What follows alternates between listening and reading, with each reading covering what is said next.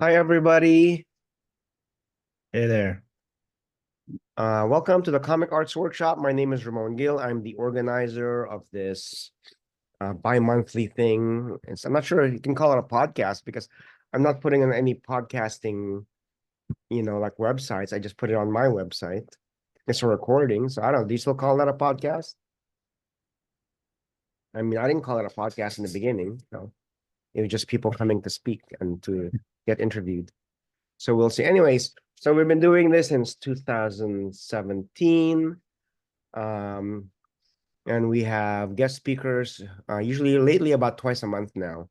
And tonight we're very honored to have Josh Adams, who I had the honor of tabling with at the Connecticut Library Association.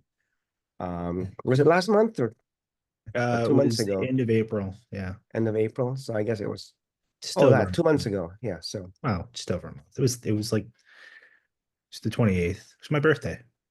that's right. That's right. Sorry, I Yeah. took you out to lunch or something. Yep. So anyway, so tonight we have Josh Adams with us. And Josh Adams is a very talented guy. He does a little bit of everything in comics, and he grew up around comics, and we'll talk about that more later. Mhm. So, for now, I'd like for him to introduce himself and tell us about what he's doing now. But Josh, take it away. Hi, everyone. Yes, my name is Josh Adams. I am a Pulitzer Prize winner. I am the son of the late comic legend Neil Adams. And yeah, I do work in and around comics. Been doing so for most of my life, even when I was a teenager. I've worked for DC, I've worked for IDW, I've worked for a bunch of different places, Sci-Fi Channel. Um, I worked on Doctor Who. I worked for pretty much any show you've seen on Sci-Fi Channel over the last 15 years or so. Um, I've been around. When you say you worked on shows, what does that mean? What did you do for them? Do a lot of concept stuff, some promotional art, things like that. I was mostly on the advertising side of things, though we did do some concept work in the East Coast office. A lot of the production work is done on the West Coast, as you would expect with storyboards and pre-production and things like that. But yeah, I'd been a storyboard artist for them, did a lot of concept art. One of the first shows I worked on for them was called Eureka, which Hmm. was quite a while ago, but I also worked on Stargate and Warehouse 13 and all sorts of stuff. Battlestar Galactica. Yeah. Now, how did you go from working in comics to working in television? Um, when you can draw and you're looking to pay the bills, you kind of just cast a wide net.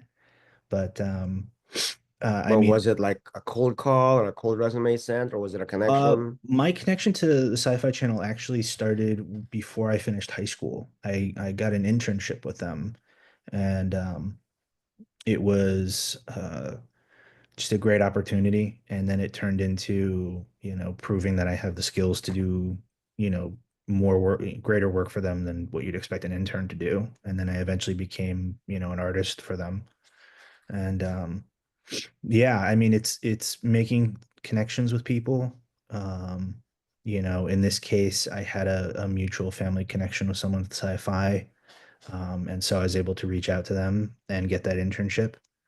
Um, but yeah, you never know when you're going to meet someone who can kind of create a professional connection. I'm not saying that you meet people and you look for professional connections, but those things do sort of pop up now and then. So, I mean, for instance, not that this is a, you know, profit making work venture here, but we tabled at the Connecticut Library Convention together, and then it's turned into this podcast thing, which is not a podcast thing, but a thing. Now, so before you were at sci-fi, you were in comics. What was your origin story? How did you end up in comics? I mean, I know that your dad was Neil Adams, but you also told me that some of your siblings are not in comics. So what was it for you decided you want to do it? What was your training? Blah, blah, blah. Well, when your dad draws comic books, it's hard not to be interested in drawing uh, just for the heck of it. And so I drawing was one of my favorite things to do as a kid. Even in the face of, movies, TV, and video games, there's nothing like drawing, especially if you get a decent hold on the process. Um, so, it was always kind of what the future was going to be for me. I never quite imagined it being anything else. Um, and believe me, I had plenty of like warnings about it. My dad did comic books and I knew tons of comic book artists around me. And, everyone will tell you it's not easy. Everyone will tell you that, it may not pay great or, it's just going to be a difficult thing. But if you want to do something and you're passionate about it, sometimes it feels like that's the only path is going down and doing that thing that you're passionate about. I mean, I think I told you about working in a clothing store when I was a teenager. I didn't even apply. They just asked me if I wanted to work there, and I said, no, what the hell? And I quit after 8 hours because I just couldn't handle it. Like that's just not it was not meant for me. Was aside from getting lessons from your dad, which I'm sure you did you get any other kind of training? Did you go to school for art? Yes, I went to the School of Visual Arts in New York City. I got to work with amazing teachers there. I mean, Phil Jimenez, Klaus Janson, Joey Cavalieri, David Mazzucchelli. Um, I mean, it's a fantastic school. One of their mottos is, that or one of their, I wouldn't say motto, but they only hire working professionals. So when you get education from the School of Visual Art, you're getting, the practices of the people working today. And SVA seems to get the best comic creators to teach for them because you don't see them at Pratt or FIT or even at Cooper Union, right? It's almost seems to be yeah, all at SVA. yeah. I don't know what the other schools are doing that are precluding them from doing that, but I know SVA has a specific comics major. I can't tell you which of Well, I the think the school used to be the school of called the School of Cartooning or something like that in the early days. SVA. I Yeah, wouldn't be it had a surprised. different Yeah. name. Well, it wasn't it like co-founded by Bern Hogarth, I believe. Oh, I don't know that. I didn't know that. I believe it was. I could be wrong, but yeah, it's had some incredible teachers over the year. I know Walt Simonson taught there, Will Eisner taught there. Did Will Eisner teach there? No, I don't know. I thought he taught there. Uh, um, but a number of great teachers over the years taught there. So it's just a wonderful place. I know they tried to get my dad to teach there at one point, but he was not having it. Um, he was just, too busy with other projects. Got it. Now, I know that you draw, but it Mhm. sounds like you do a lot of different, you can wear a lot of different hats within the creation of a comic book. So, what is Yeah. your favorite part of it? Uh, it's always going to be the drawing. Drawing to me always feels like being kind of the playmaker in like sports and things like that. You want that's the person who really has to execute the major part of the project. Obviously, writing is a huge part, and all the other every part is big and important. But when the schedule is ticking away, the time's ticking away, and you're drawing the pages, you're making magic on that page, and you get to really kind of be in control of that comic, and it's a wonderful experience. But I've loved, the editorial process. I've loved art directing, just every little bit of it. I mean, my first time doing comics was when I was a kid, and my dad would hand me a page and give me like a brush, and I would fill in, large black areas with a brush on his pages, and How old were you? I don't know, like Spotting Black. 10 or 11 maybe. Wow, okay. Yeah. I Did mean, you get, like I mean, of all the people in his life at that time, who was he gonna, trust at that point than the person who drew by his side every day, even if I was 10 or 11 years old, and if I screwed up, he would be able to fix it. Like that's just, I mean, one of the things he taught me told me when I was in my 20s, he was having me ink some pages of his, and I remember I was treating them so careful and I was so precious with them. And I got through a day and I inked maybe like 1.5 panels on a page.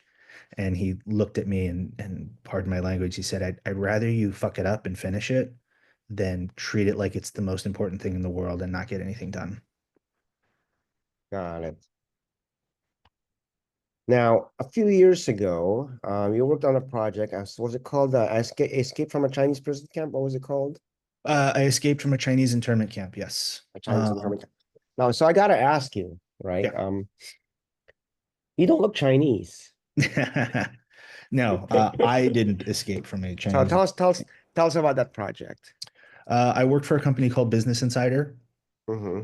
and we were doing a series of digital comics online that focused on current events and focused on personal experiences from people in those kind of major events that were going on around the world.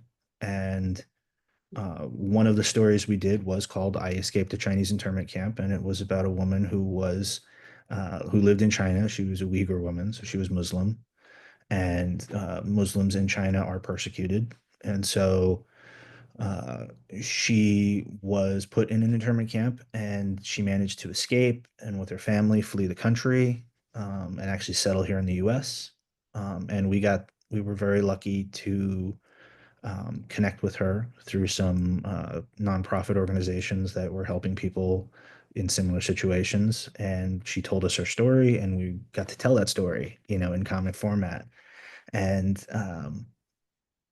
I think it caught people's attention, pulled the right heartstrings, and eventually we won a Pulitzer Prize for it, which was shocking, honestly. You're just making a comic to do a good thing and to also pay the bills, but like suddenly, oh hey, it's Pulitzer Prize worthy. That's a wild experience. Assuming that that you had a writer on board doing the script and all that stuff, was it or a typical journalist, or was it a comic book writer who was still working on the story? Oh, our my writing partner was Anthony Del Cole, so he was a comic writer. He did the series Kill Shakespeare, Hmm. as well as doing some Assassin's Creed comics and Hardy Boys comics. So did you guys have pretty much a lot of autonomy on the project, or was it something that you had a lot of direction from Business Insider? Yes and no. It's it's journalism, so we are held to a very high standard in terms of making sure we're not editorializing, making sure that we are sticking to the recollections of this person as closely as possible, because we don't want to misrepresent what that person says, and we don't want to put ourselves in a situation where we're showing something that that person didn't say and then make ourselves liable or our company liable. So there are a lot of restrictions, but oftentimes I'm a firm believer that restrictions make creative people do their best work. Wow. So I think that under those circumstances, we were really able to tell this compelling story in a way that uh, did it justice, you know. Um, Now you said that this is one of several projects you did for Business Insider. yes. Did you have a did you have a go-to team of people, artists, letters, Well, colorists? initially I was the artist on every project, and it was very demanding. And when we started getting to the stories like I escaped the Chinese internment camp story, um, it became very clear that, I as just a kid from New York wasn't necessarily uh, the artist with the right experience to tell some of those stories. So we did start reaching out to other artists, and trying to get artists whose work sort of fit the narrative that we were trying to tell.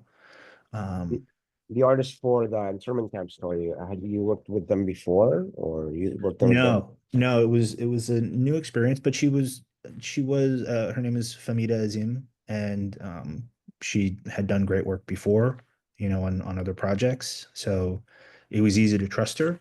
Um, and it's not the kind of project that anyone would take on lightly. So and we had people who wanted to do it and who were afraid to tell that story, either because they were Muslim or because they had connections with people in China and, worried about repercussions. Um, so we already knew from the outset that anyone who was going to take on this story, as long as they understood that the seriousness of it, would work very hard and do a good job on it. And How did it worked. now tell us about how you found out that you guys won the Pulitzer and how did it feel? Um, I mean, if I'm being frank, it kind of sucked initially. Um, my father had died um, shortly before we found out about the Pulitzer win, so I was really kind of in a bad space mentally. Um, I had taken a week to kind of get away from everything and try to like be in a more positive space. And I was on a train coming home. Um, I lived up in Ashford, Connecticut at the time, which is in the middle of nowhere. Um, and my editor had texted me, and it was just like, "Stay near your phone." It was a little cryptic about things, and so I kept my phone on and was aware of it. I had honestly been kind of avoiding, talking with people because I was just so depressed at the time. But by the time I got home, I was receiving texts from people, saying, "Oh, they announced the Pulitzer Prize winners, and your book, your story is on there." And my editor texted me, and then my editor in chief of Business Insider contacted me, and the thrill that I suppose was supposed to be there just wasn't, not at the time. I You know, could, yeah. go ahead. I'm sorry, go ahead. No, I couldn't get out of the funk I was in. My father had passed away. He passed away on my birthday, so it was a rough time, and it seemed like good news was not penetrating the wall of negativity. However, between that time and when they actually do the Pulitzer Prize ceremonies, where you actually receive your award, um, I had time to kind of get out of that funk, and going to Columbia University, um, meeting our subject, meeting her family, having dinner with them, like meeting in person. We met online and over the phone, but meeting in person and meeting their family and taking them to the ceremony so they could be there, watching them cry with joy over having their story told and represented. Um, that meant so much to me, and that really How made long ago after did that happen? that was in October, so it was 4 or 5 months. Hmm. Um, but that really made it feel special, and it was a great experience. I don't take for granted that we got to win a Pulitzer Prize, and no one sets out to tell a story hoping to win a Pulitzer Prize, and people who attempt to don't win it. You have to just work on creating a great thing, work on doing your best, and you know it may happen. Now it's the Pulitzer Prize is like a medal, right? It's represented like a medal online, like you'll see there's like a coin, but it's Hmm. actually not. I don't. You might be able to see it. It's like right back here somewhere, right? There's a little plaque, right? And Oh, then I see. Yeah. there's a little like Now, crystal. did that everybody on the team got the plaque? Yeah, everyone. It was between four of us. Yeah. So Okay. yeah, So but I'm assuming the artist and the writer and artist, you, writer, art director, and editor. Yeah, artist, writer. Your title on that was editor art director. or Yeah, director? Okay, got it. yeah. Um, has it affected your career since then? Um, Not really. I mean, like it's a talking point. Like interviews become about it, obviously. Hmm. There's been, certain things here and there, but honestly, when you are a freelance artist or you're an artist of any kind in the commercial field, like your success is highly dependent on your going out and getting work. you know. Um, Oftentimes when people reach out to you out of the blue for work opportunities, unless you're like a huge deal, unless you're like, you know, more like Neil Adams than Josh Adams, um, you sort of have to ask yourself, like, what is the situation that got you, what got you into this situation? Because sometimes it's projects that are too good to be true. Sometimes it's, someone, who just doesn't know the right ways to connect with people, and it's just a fishy project. You really got to hustle for the work, no matter how good you are, no matter how established you are.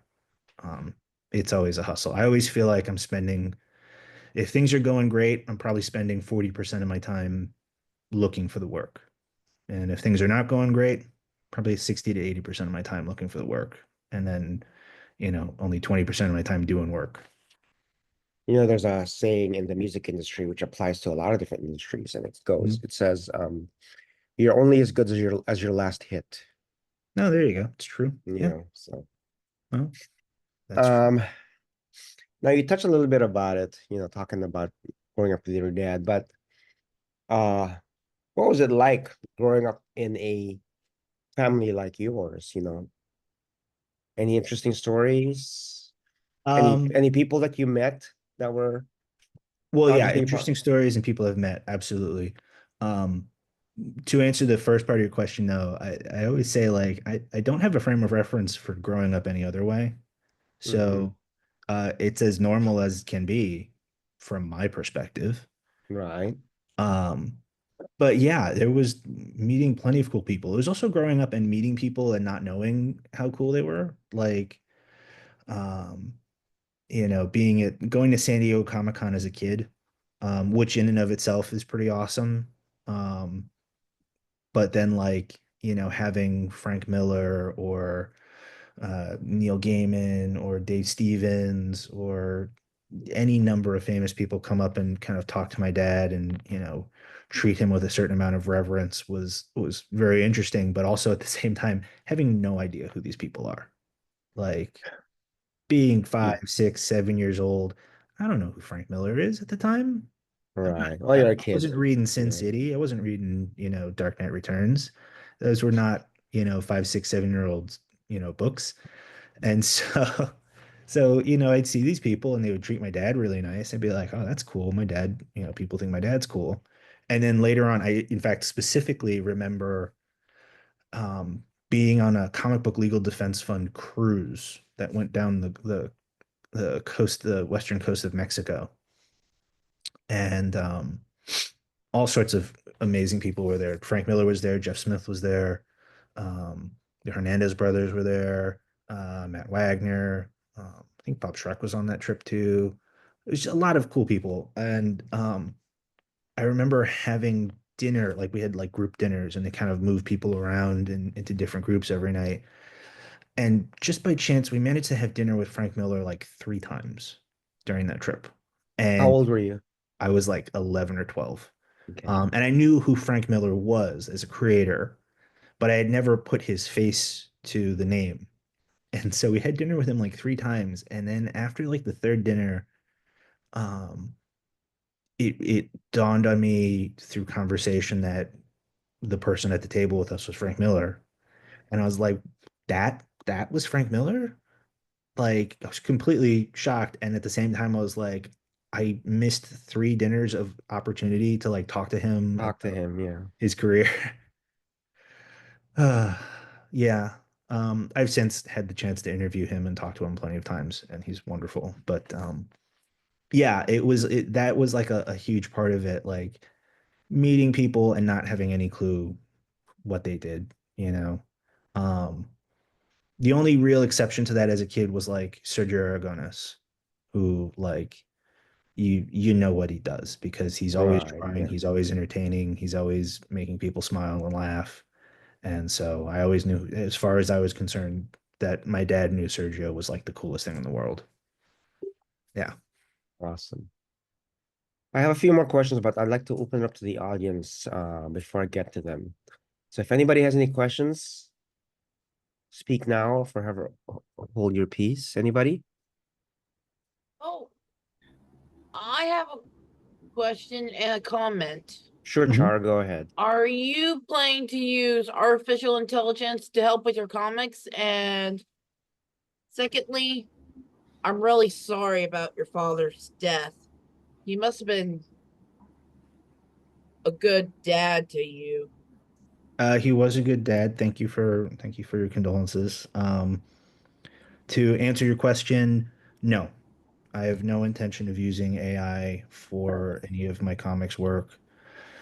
Um, I at one point had worked in the early days of AI being accessible to companies. I had worked with a company that was trying to find an ethical way to use AI, but it we just couldn't come to an ethical usage for the tool. It just borrowed from so many sources that it didn't have any right to borrow from.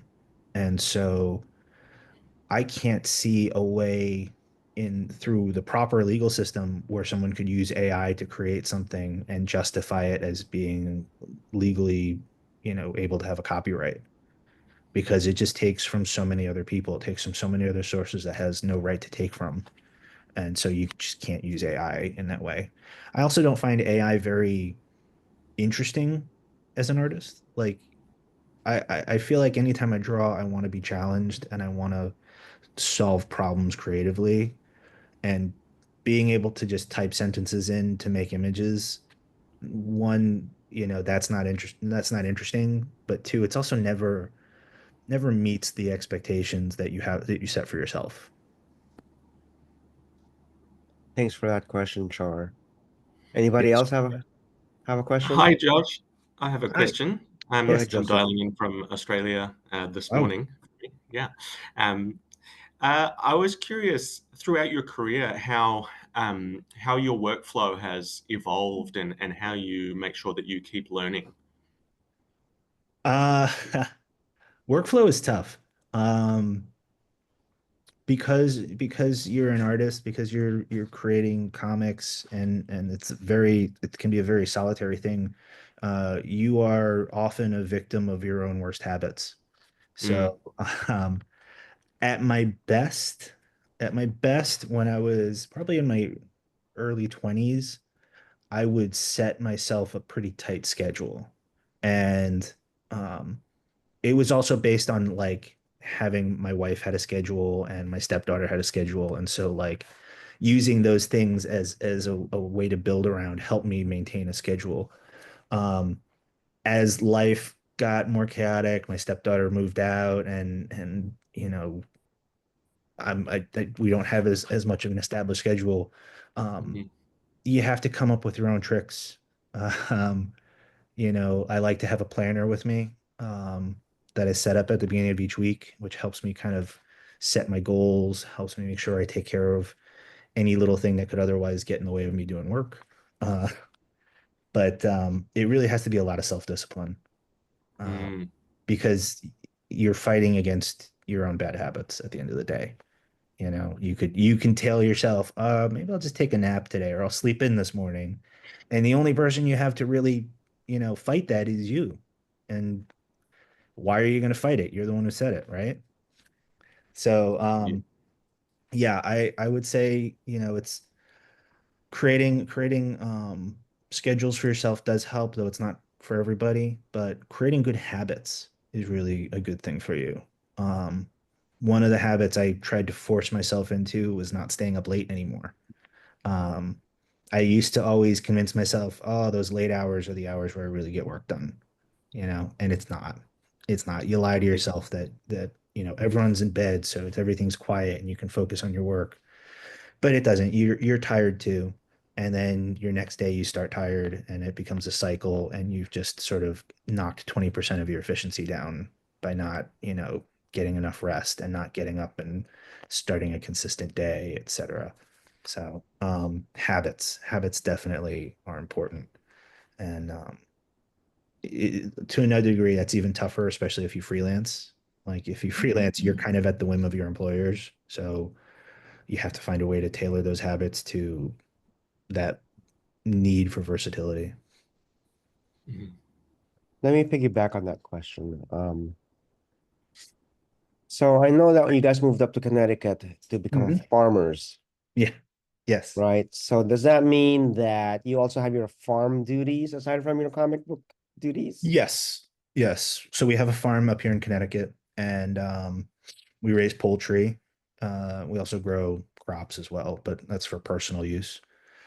Um, so yeah, farming is another part of my daily routine. However, I would say it actually helps me with my habits because most farm work is done in the morning. So you have to get up kind of early for that.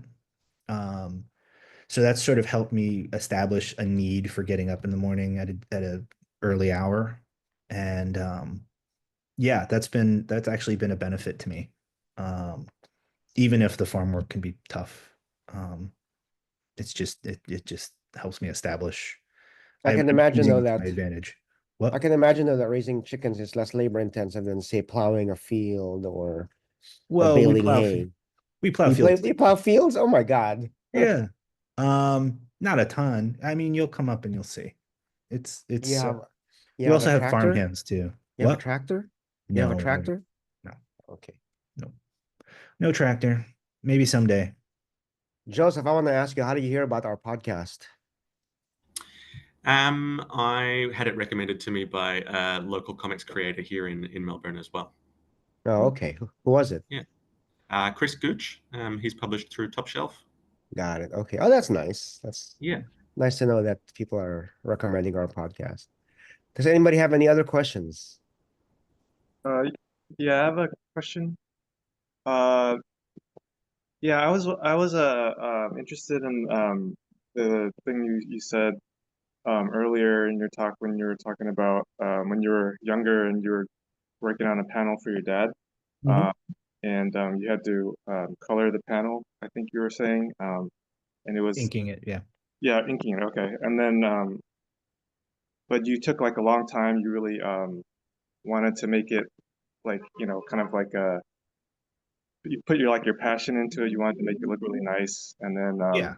your dad said like you just got to get it done basically, and it's better to just get it done than for you to spend all this time making it. Yeah.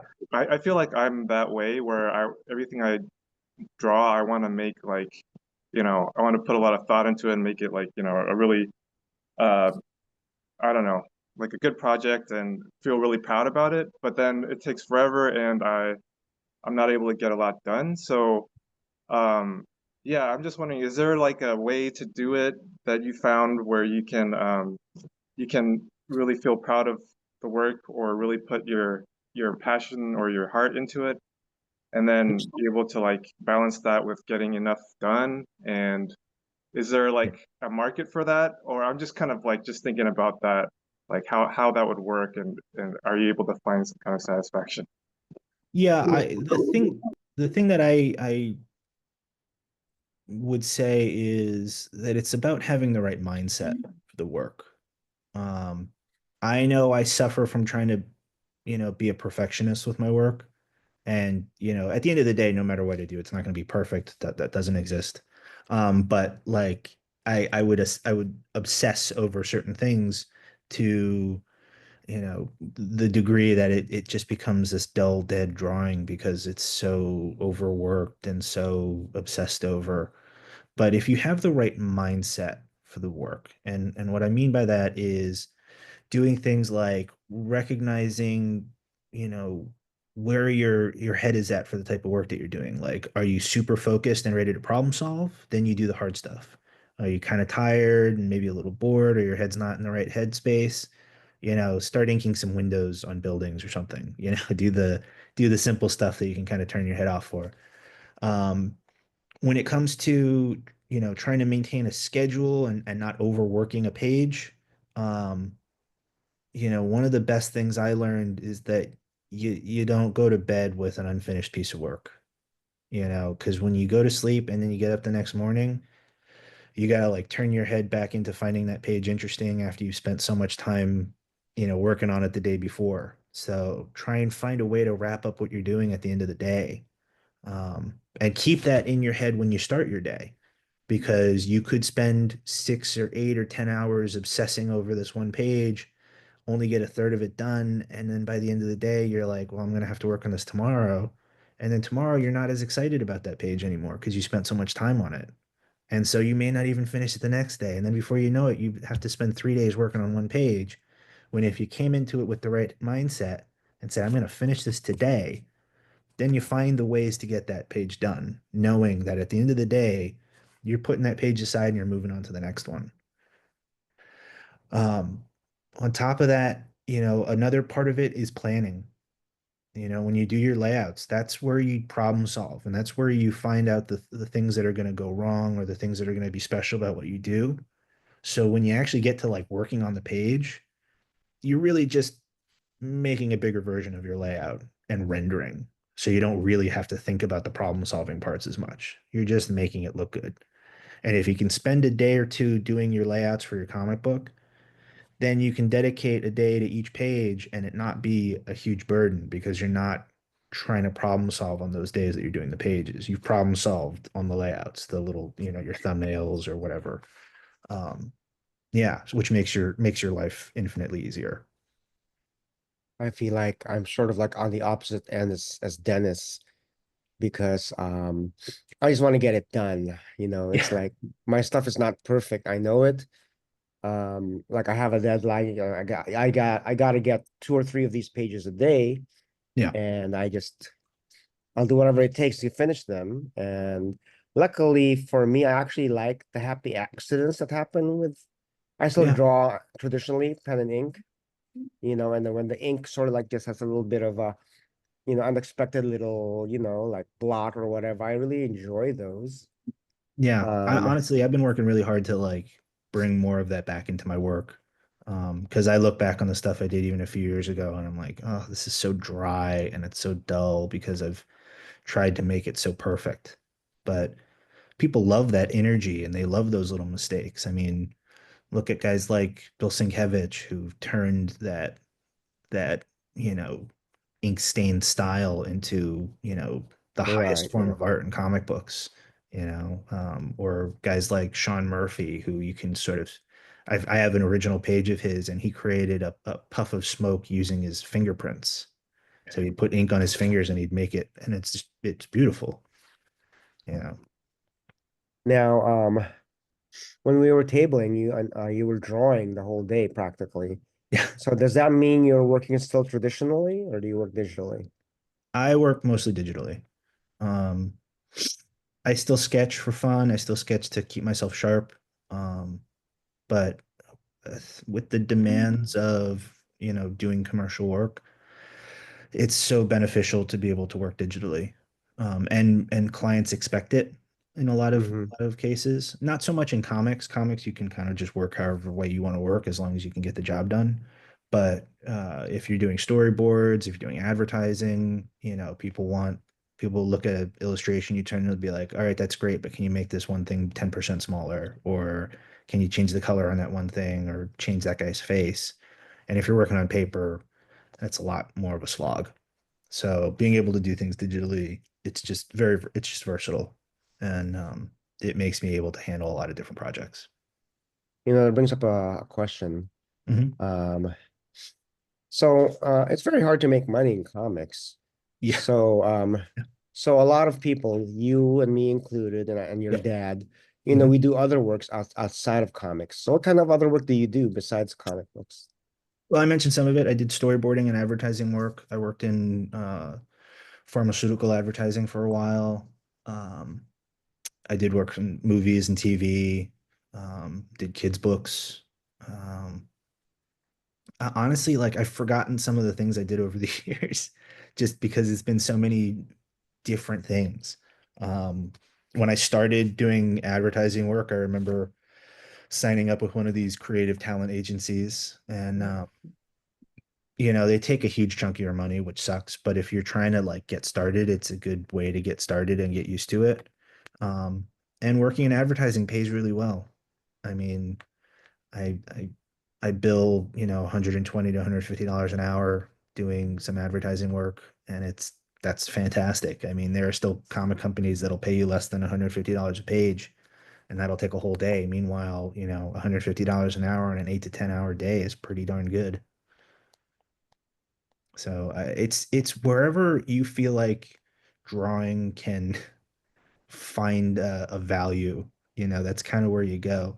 And part of that, I talked about spending, 40 to 60 to 80% of my time hustling for work. Uh, Part of that is, you spread that net as far as you can, and you'll bring in projects that are kind of didn't expect would need an artist for them.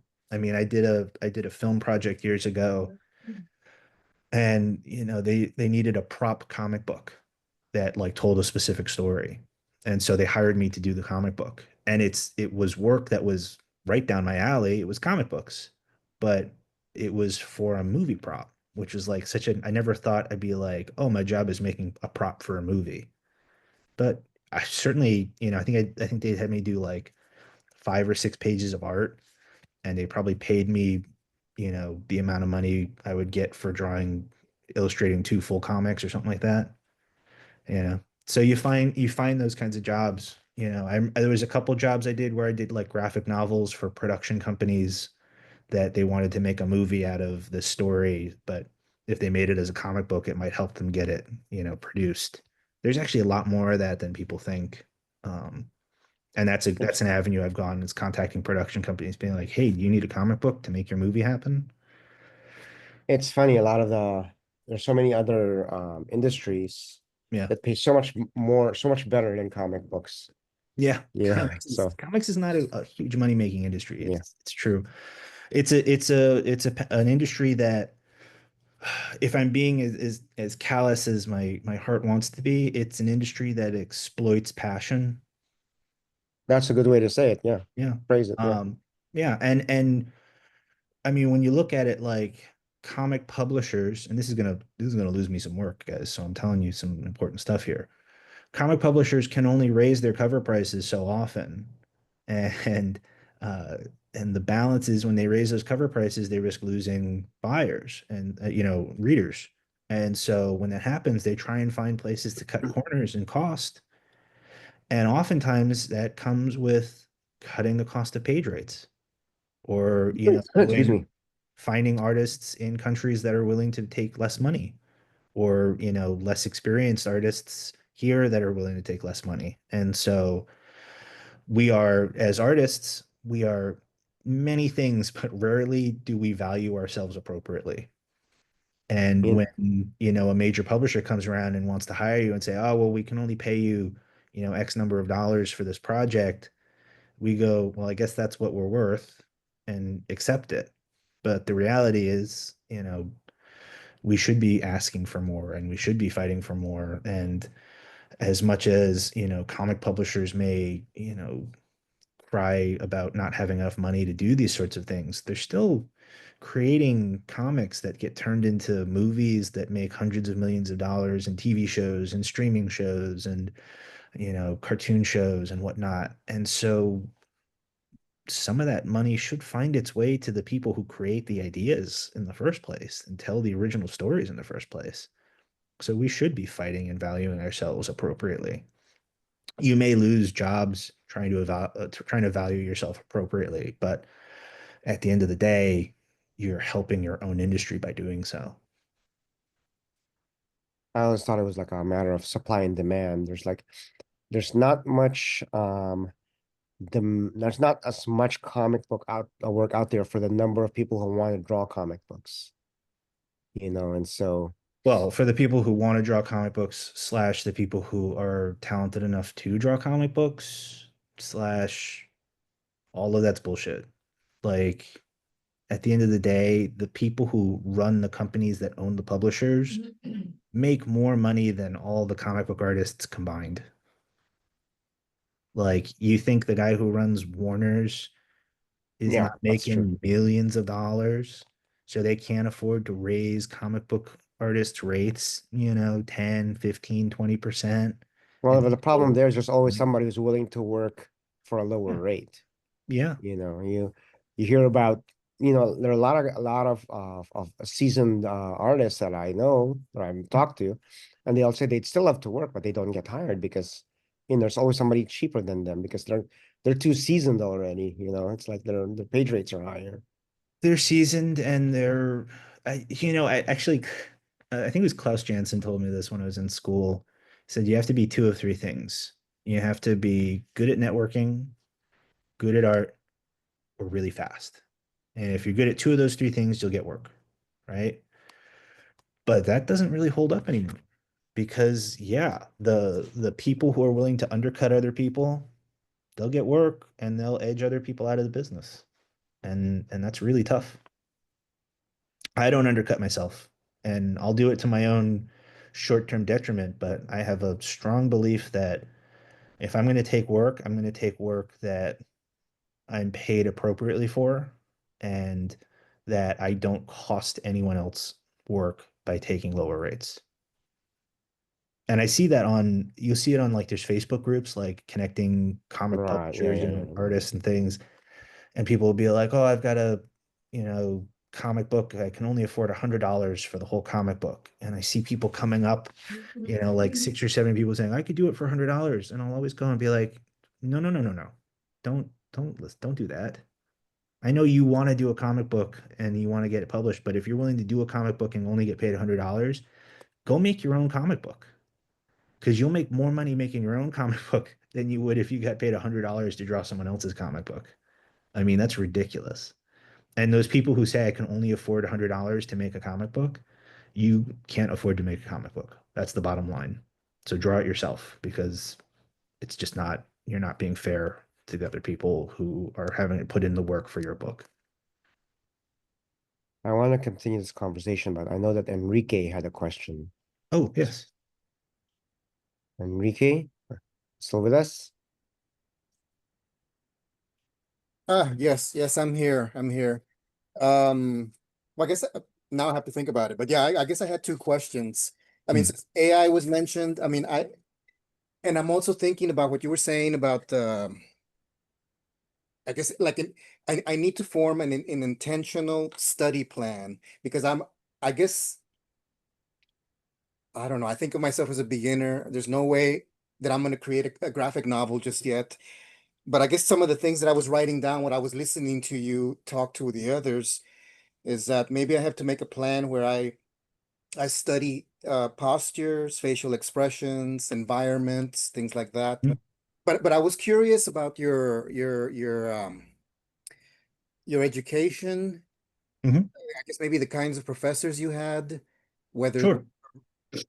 really interactive with you, or if they were kind of distant and just did critique sessions, and it's kind of like you motivate yourself, learn the procedures yourself, or if how was the school? How was the school? I loved SVA. I thought it was a great school. I thought the teaching staff was fantastic. The one thing that I was told by multiple people, and actually both my brothers went to SVA, and they both told me the same thing, which is you get out of education what you put in. So you can go to a class, any class, sit in the back of the room and not really pay attention or not dig into the work and come away with nothing. You can ask questions, you can get involved, you can sit in the front of the class, you can bring your work up and ask your teacher for extra help or guidance, and you'll come away with, 10 times the value of that class than you paid for it. It's really about what you put into it. And that's to take nothing away from the people teaching you. They are a font of knowledge, but the knowledge that they have is far greater than what they could put into, a lesson plan. So you got to dig that knowledge out of them. You got to come to them with the things that you feel are your weakest points and say, how do I strengthen them? And that's another thing I always say in terms of your own work, focus on your weaknesses.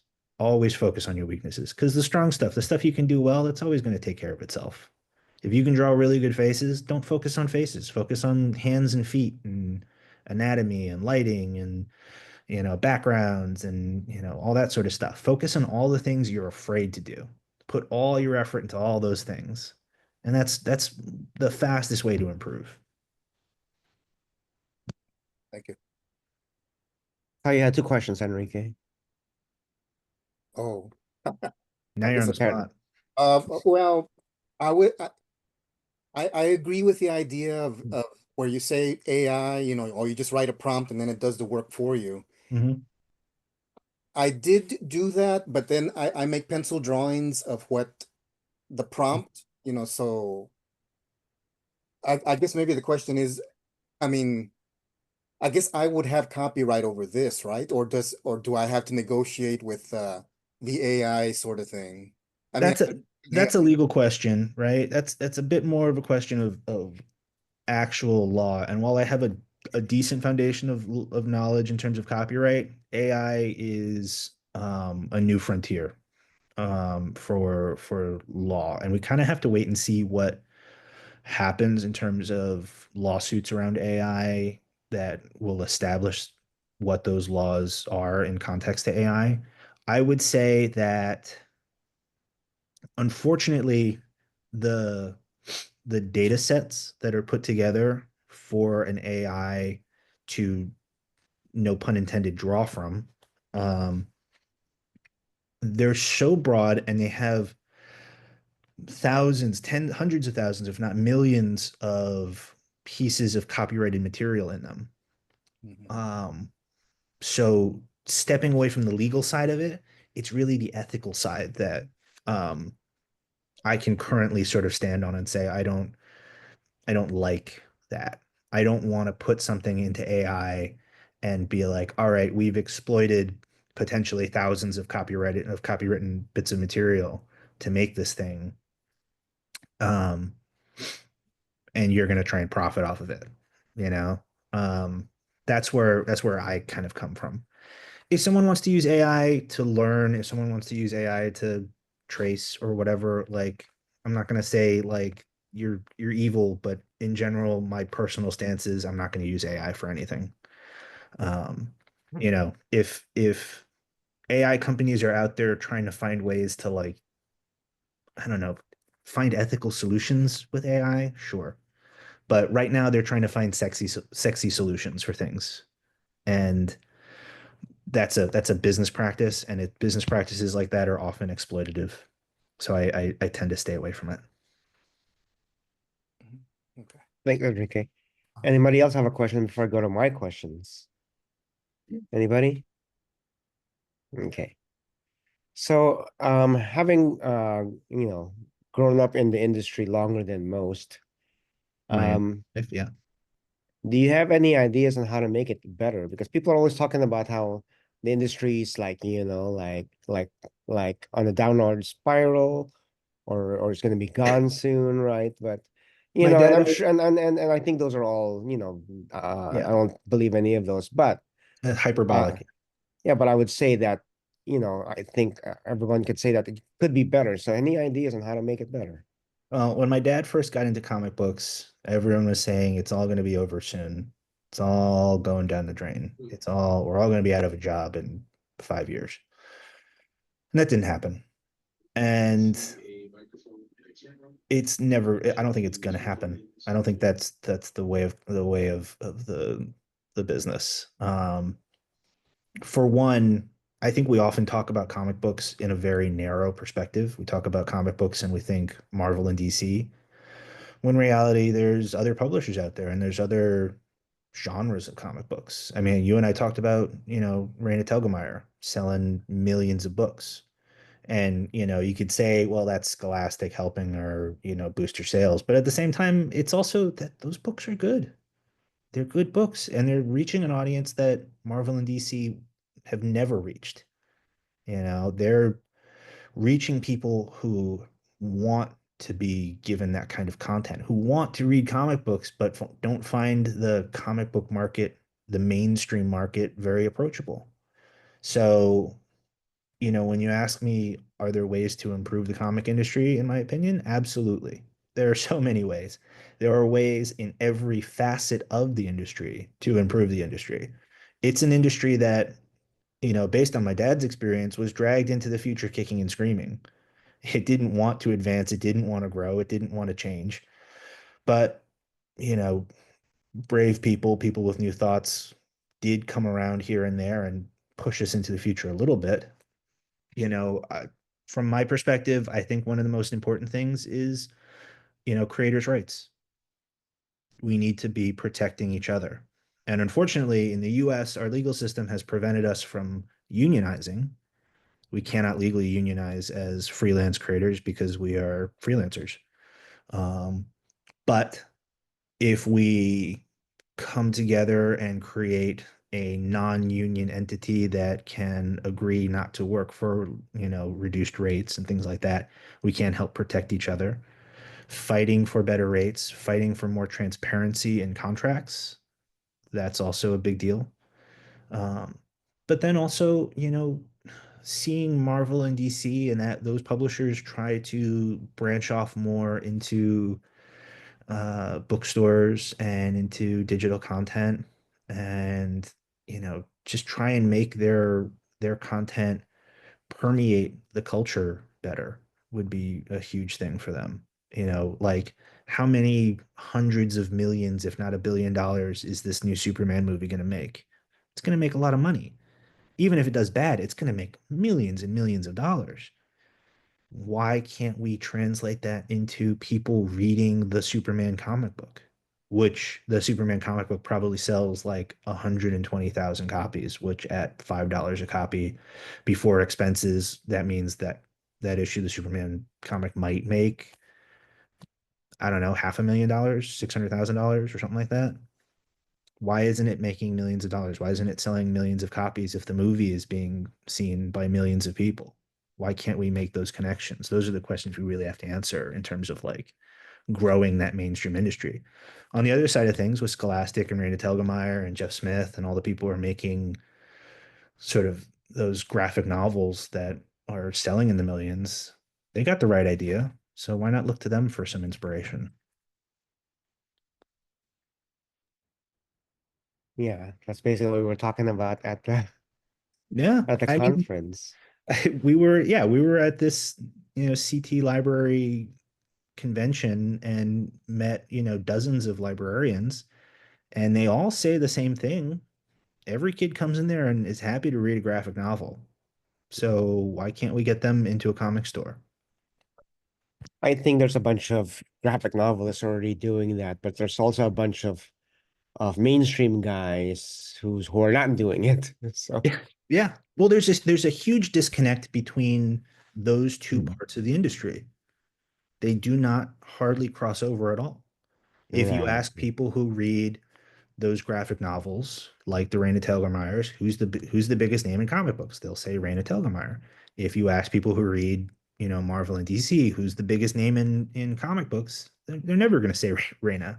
They're going to say, someone who draws Superman or Batman or whatever. It's two different worlds somehow, and one is selling millions of copies, and others selling hundreds of thousands, if only tens of thousands of copies. I wonder if that's ever going to. I know that I'm seeing more and more creators from the mainstream side Mhm. doing the children's graphic novel, Yeah. and every once in a while somebody does children's graphic novel will be asked by Marvel or DC to do a children's graphic novel for them. Yeah. But I mean, I don't think Oh, it's at any kind of a what do they call it? Uh it's not over the hump or anything like that. It's just yeah, it may be a long process. Um, Marie Javins over at DC has kind of shepherded DC into producing more of those smaller size graphic novels that are telling long form stories that are right, yeah. towards a younger audience. And I think they've been successes. I think that it's been, the right mindset.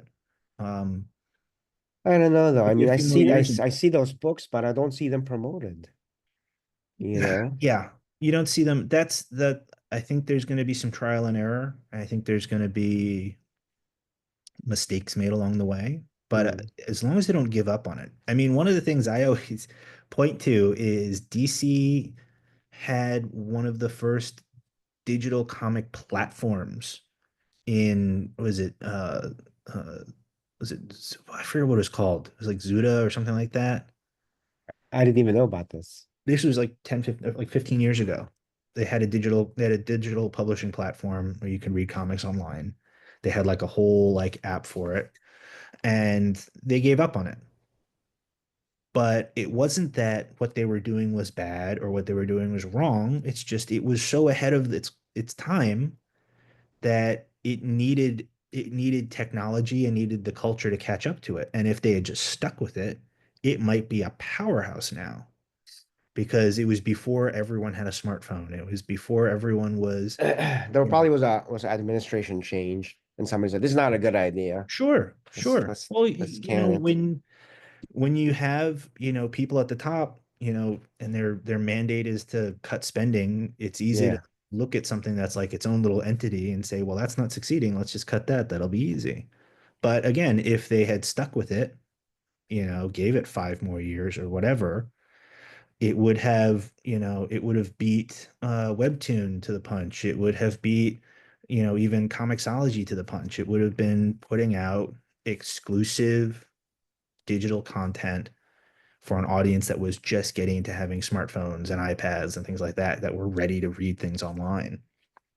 So, absolutely. So, anyways, we're already at the hour mark, so I'm going to ask one last question. okay. I'll make Um, sure it's a half-hour long answer. okay, that's fine. Yeah, no.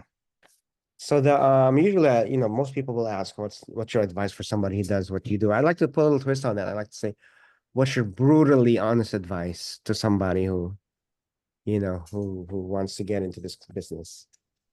Uh, it's my brutally honest advice. I was raised by Neil Adams. All advice that we give is brutal. Uh, God, I think you just have to be really tough. Like you really have to be brutal to yourself. And, there are some people, I'm not going to say who don't have it, but if you have a life, if you have a career right now, that's a tough thing to walk away from to do comic books. And I say that as a person who has dreamt of having like regular paying job career kind of things, but has never had the mindset for it. Like at a certain point, you're raising family and you're living your life, and sometimes the time and dedication it takes to do comics would force you to give some of that up. So, you got to be tough on yourself. You got to be your worst critic. You got to, like I said, you got to focus on your weaknesses, and you got to fight for what you want.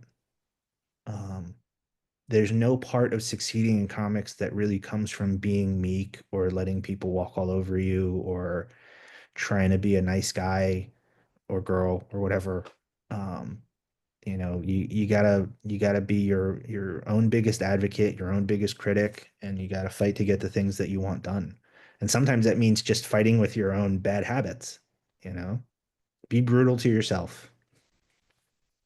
I like that. I like that. One of my favorite saying is, how badly do you want it, and what are you willing to do to get it? Yeah, sure. But Comics is, anyways, yeah. oh, go ahead, go ahead, Yeah, go ahead. comics is not going to take care of you as much as one would hope, even when you succeed pretty big. So you gotta be prepared to take care of yourself and find those solutions. All right, so that was Josh Adams. Thank you again for coming out. You give him a little round of applause if you can. Thank you for having me. Thank And you for I'm all the sure I great will see questions. you again at some point. Yeah, Um, I'm around. Oh, and I just want, you're gonna come up and farm with me, right? yes, yes, yeah. Yeah, we're gonna make that happen. My wife thinks I'm crazy, but that's okay. Um, Wonderful. so I just want to, before we go, I just want to say that on I think when is it? There it is. The 25th of this month, we're interviewing Andrea Colvin from Little Brown Books, formerly of Lion Forge. It's her Nice. second time with us, so it'll be fun to have her on again. And I don't have anything planned after that, but I'm thinking of getting a group together to watch Superman. So I know we did like was it Thunderbolts? So I think we did the Thunderbolts or some another movie a couple of weeks back. And except it wasn't that good a movie. I can't remember what it was. So, anyways, Josh, thank you so much. Give my regards to Sorry. Will do. Thank you for having me. It was great talking with all of you, and good luck with all your comic futures. Thank you. And this will be up online in a couple of weeks. Okay. Amazing. Josh, thanks so much. Take care. Bye.